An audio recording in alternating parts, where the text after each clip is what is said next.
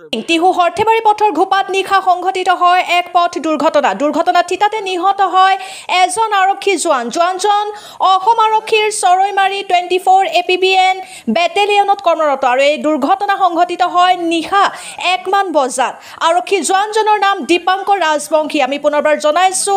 এই খবৰ টিহু হৰ্থেবাৰী পথৰ ঘোপাত নিশা সংঘটিত হয় এক ভয়ংকৰ পথ দুৰ্ঘটনা আৰু এই পথ দুৰ্ঘটনাত থিতাতে নিহত হয় এজন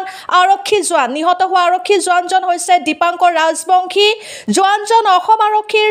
টিহু হৰ্থেবাৰী পথৰ ঘোপাত নিশা সংঘটিত হয় এক পথ দুৰ্ঘটনাত থিতাতে নিহত হয় এজন আৰক্ষী জোৱানজন অসম আৰক্ষীৰ চৰৈমাৰী 24 APBN বেটেলিয়নত কৰ্মৰত আৰু এই দুৰ্ঘটনা সংঘটিত হয় নিশা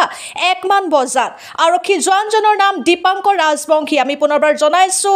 এই খবৰ টিহু হৰ্থেবাৰী পথৰ ঘোপাত নিশা সংঘটিত হয় এক ভয়ংকৰ পথ দুৰ্ঘটনা আৰু এই পথ দুৰ্ঘটনাত থিতাতে নিহত হয় এজন আৰক্ষী নিহত হোৱা আৰক্ষী জোৱানজন হৈছে দীপাংকৰ ৰাজবংশী জোৱানজন অসম আৰক্ষীৰ চৰৈমাৰী